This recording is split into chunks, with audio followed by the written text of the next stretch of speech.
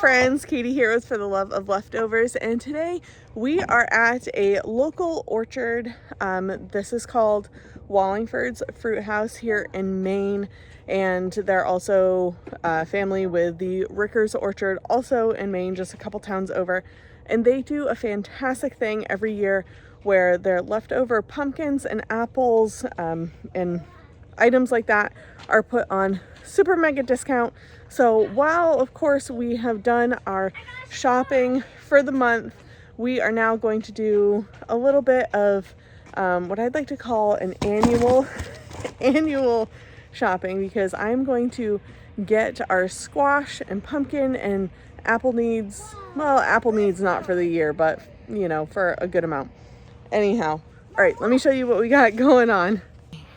Wow, that's a gourd. And you found a pumpkin too? Hey, Timber, do not throw them. So we've got a lot of them are, you know, past their prime, so it's going to take some picking through. But these are all, oh, little baby one. These are all $1 a piece. And farmers will come and they'll grab some also and give them to pigs and things like that. But we're going to pick through, see what we can find.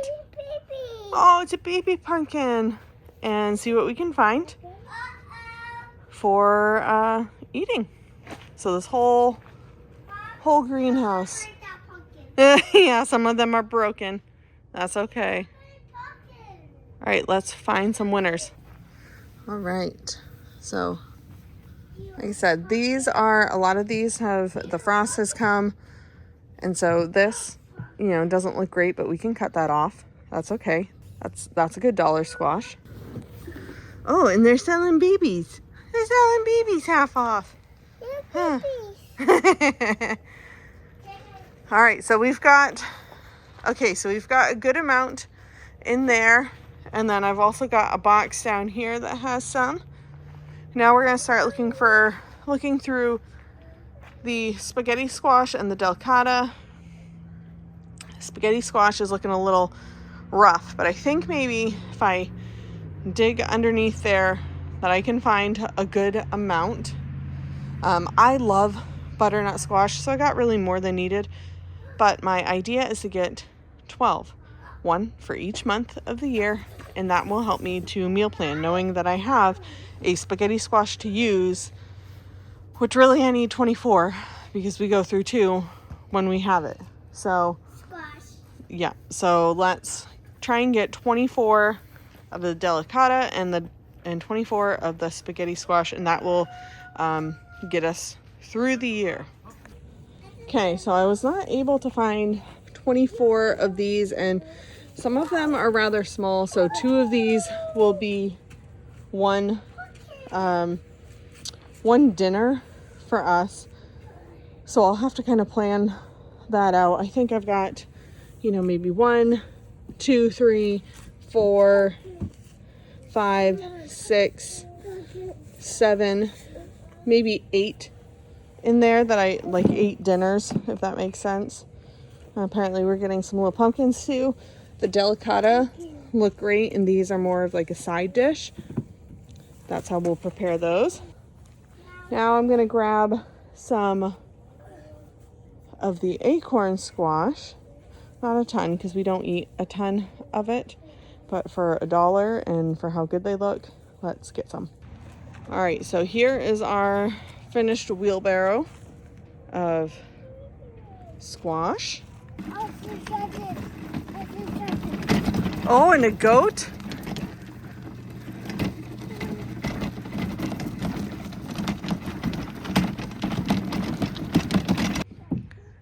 They have every year a big craft fair here as well, where vendors line the aisles here. It's usually in the fall, peak picking season. Very smart of them. They drive traffic here, obviously, to pick things. But it is beautiful orchard when it's at its prime. Still beautiful now. And us big families definitely appreciate taking advantage of the fallen apples and frozen apples. Nice. Listen, here's the thing. You usually in life have one or the other. It's not both. Usually either have time or you have money. So yes, gleaning really is what it is. We're gleaning apples, gleaning fallen apples because of the price. It's $2 for a huge bag like this, which is far cheaper than what you're going to find in the store. And I don't have the money for perfect apples right now, but there's still really great ones right here on the ground that we can glean. And even in the Bible, that's what you did. You might not have money, but you have time. So you spend your time instead of spending your money. You spend your time out. You glean these things, and you be grateful that the property, is even offering that to people around. I mean, they could offer it for free, but $2 bag, I'll still take it. That's, it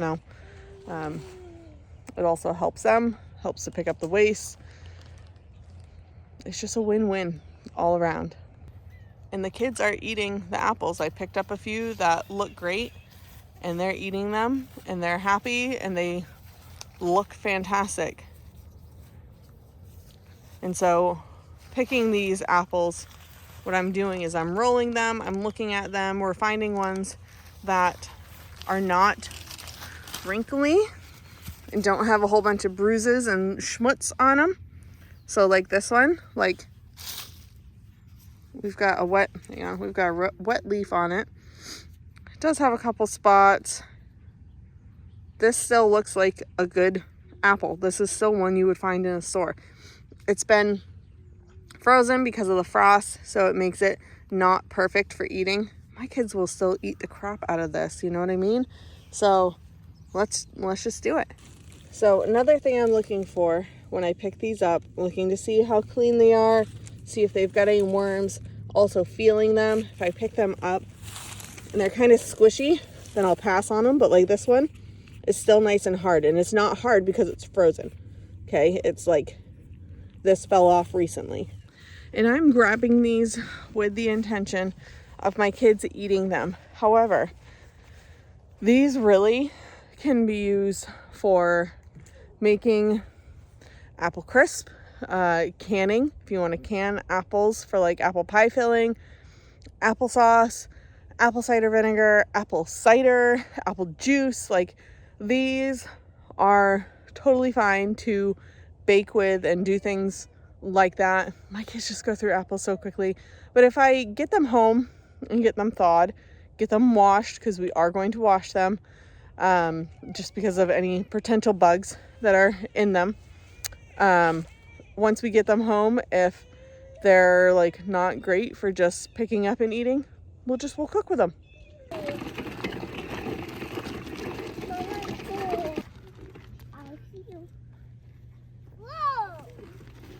So I ended up with one bag before the kids decided it was too cold, which it is pretty freezing out here, but one bag will be good.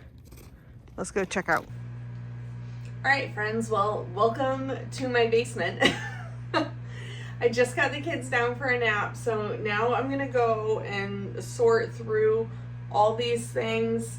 For the most part right now, I'm still working on getting our pantry moved from upstairs to downstairs, because right now it's on the back of our fireplace, which is not great for the more perishable type of items. So I'm still working on moving things around, and but I'm not there yet. I still need more shelving, but shelving is expensive. So what I'm gonna do is I'm gonna sort through these, try and see the ones that need to be used up quickly, and maybe bring those upstairs. We might cook some of that today just to have. I have my stuff done for the week, but like I said, some of these really should be cooked sooner rather than later. The apples we need to bring upstairs and get those all washed. But we're just gonna start shifting some things around. I'm gonna put all the butternut squash into this box because I think I can maybe fit all of it in there. And then in this one, I will put all of the spaghetti squash. I definitely got less spaghetti squash, but they're bigger. Like they need more room to roll around. So we're gonna get these all situated. And then I'm going to use these boxes, these smaller ones, for the delicata and the acorn squash, because I definitely did not get as many of those. But storing them in cardboard boxes is actually pretty good as far as long-term storage goes. All right, I'm going to scooch these in here. And of course, these boxes will be pretty heavy. Probably should have just done this with them already on the shelves, but I'll just have my husband move them when he gets home. Okay.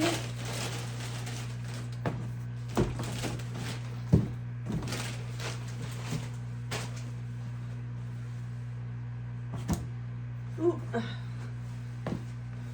Look at this one.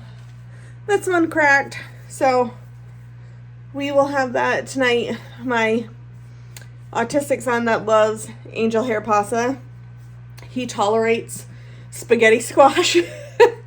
So he'll have this tonight because he's had pork for the past few nights, and you can tell he's over it. So we will make this for him tonight.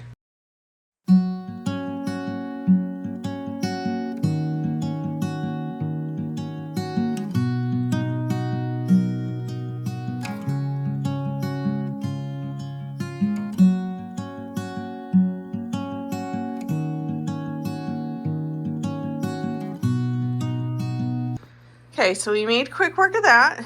Tell you what, this makes my little prepper wannabe mama heart happy.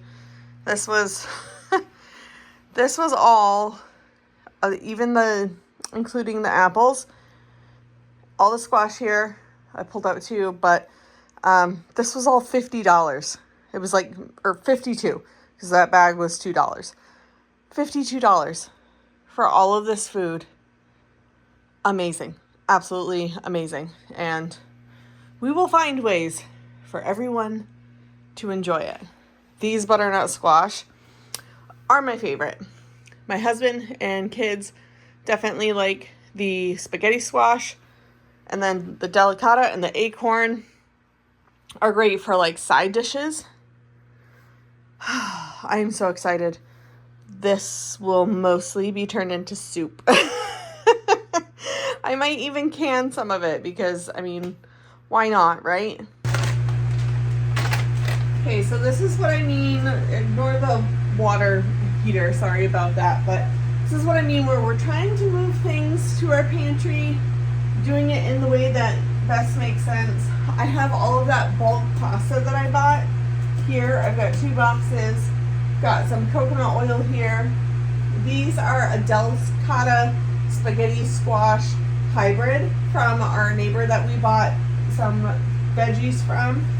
I have 2 of these huge bags. These are easy eating apples, and kind of like the idea of storing them down here. They'll last a little bit longer, and I can actually come shop the shelves down here, which is kind of exciting. I've never been able to do that before. But when we run out of apples upstairs, I can come down here and I can just grab some and only grab a few each day and try and limit the amount of over apple eating that we're having. I have a 30-pound box of potatoes down here. I have a bunch of onions down there as well. And then I have 3 gallons of maple syrup and 2-ish gallons of white vinegar. All right, so now I'm going to go grab those other squash and see if I can get them on the shelf in a way that makes sense. I'm telling you, I really need another shelf. It's just not in the budget this month.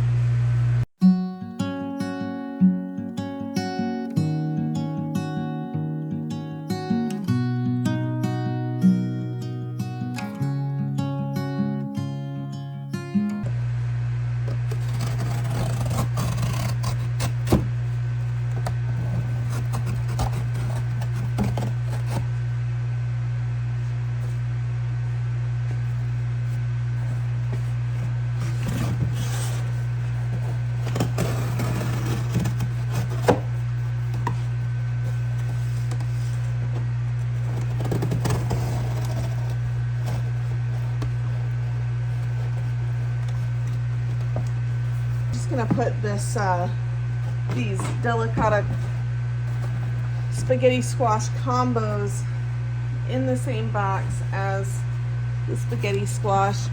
Just trying to make a little bit more room if I possibly can.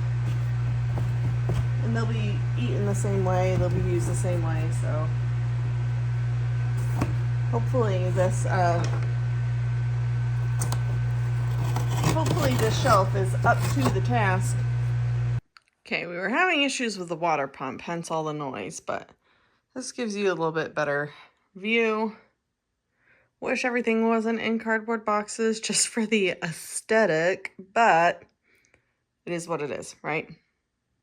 I think I'm gonna have to move coconut oil down here in front of the white vinegar because I have another box of pasta that needs to go there. So look at that, all the pasta is all on one shelf. Cool. All right, now we gotta go upstairs, wash apples, and find what other things behind our fireplace pantry that we need to move over. So I've got it on, not warm, but like slightly cool water because I want these to thaw, but I don't want them to cook. So we're gonna add in all the apples.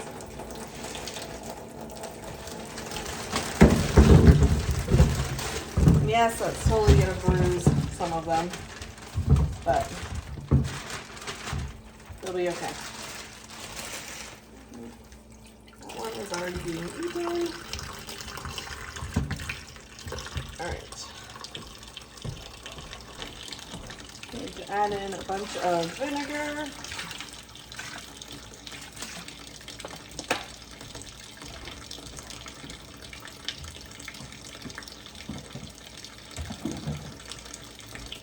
And now a bunch of baking soda.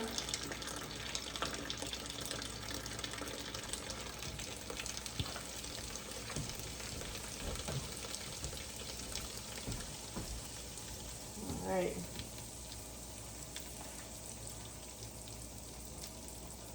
This will help get any yuckiness or any creepy critters off of them that need to get off. I'm just gonna let these soak in here for a while.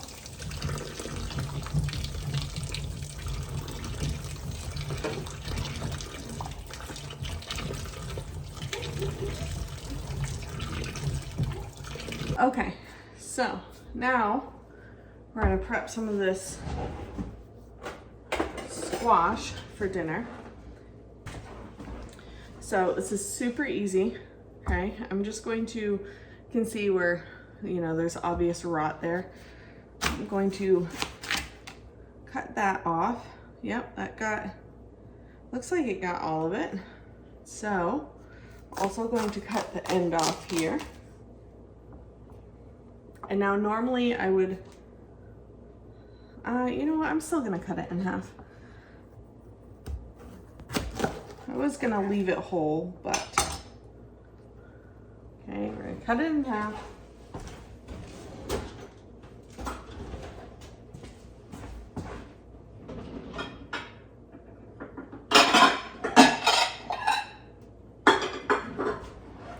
Now we're going to scoop out the seeds. Put this all in the compost pile and the chickens can just have a field day and hopefully some will grow back in the spring. I'm just taking a spoon and just kind of shaving it. Okay. Scoop, scoop, scoop.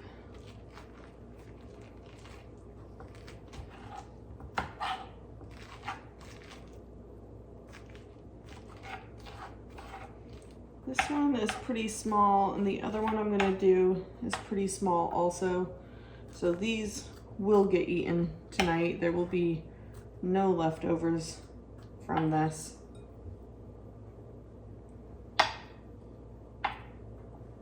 Okay. chickens will forage through this. They will be happy. Those seeds are really good for them. All right, this is the one that's split, so I'm just going to take my knife and just kind of encourage it where it's already splitting. I'm guessing there was a thermal shock and paired with a dropping situation, and that's why that one's split. But this one's perfect otherwise. Like, there's no blemishes or anything that I need to cut off.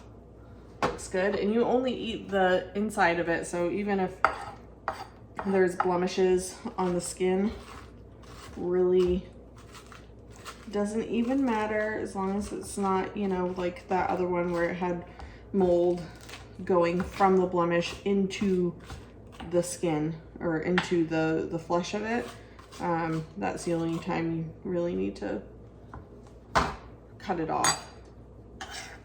But it doesn't affect the entire inside, so still, even with as much as I had to cut off and as much as I had to scoop out, it was still worth it for $1 a squash. Like, come on, you can't get that even on sale.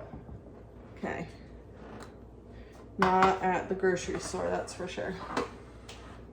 And these were farm grown from right there. Like, you just can't get better. All right, so I have the oven set to 400 degrees. And now the simplest way to do this, you can use any spices you want. I'm going to do avocado oil because it can handle that high temperature. Okay. And then I'm just gonna do salt and pepper.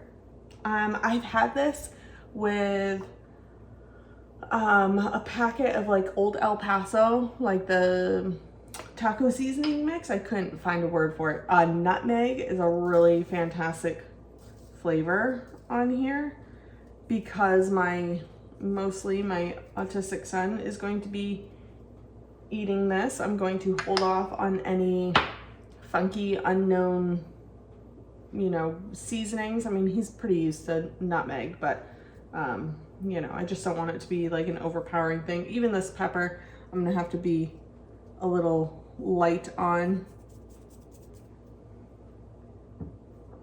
just so it tastes and looks like regular pasta to him. And then my son that has the allergies, the baby, he will be able to eat this as well, because he's pretty over the pork at this point also. Okay.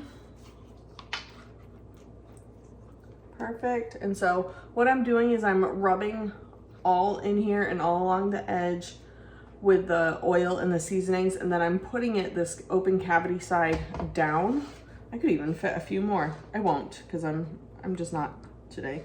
But we're gonna kind of space them out nicely. And now I'm gonna take a fork or a knife and just pierce a few holes to let some steam escape. And we're going to cook these in a 400-degree oven for about an hour, maybe a bit less because these are smaller.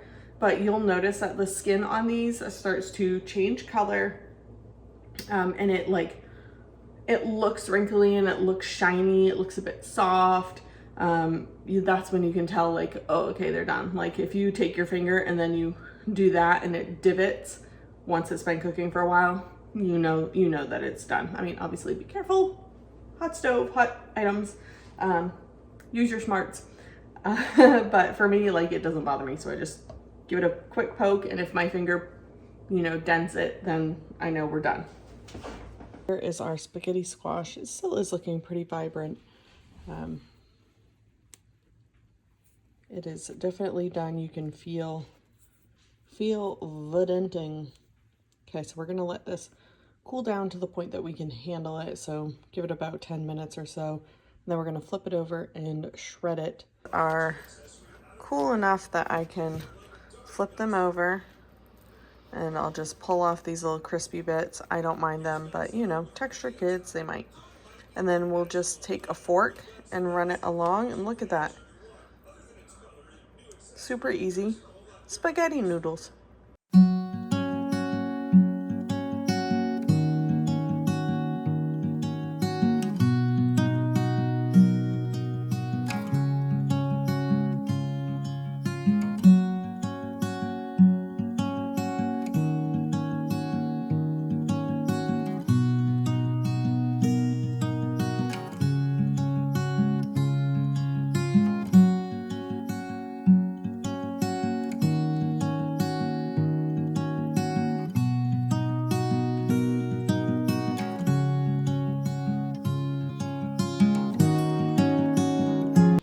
So this is how I'm having mine. I just put a little bit of pesto on there and then chopped up some sopressata and put that on there, and that's it. That's lunch for me.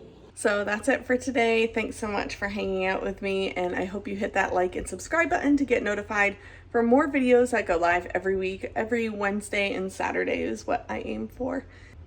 So this is the time of the video that I offer you a quick little blessing, and if this isn't your thing, no hard feelings, go ahead and jump off. For the rest of you, Lord Jesus, I ask that you would bless their day, their comings and their goings, and I ask that you would keep them safe, Lord, from the top of their head to the tips of their toes, Lord, and that you would provide an abundance of favor this day, that they would know that it's you and could just give you praise and honor for it. In Jesus' name, amen. Love you guys. Bye.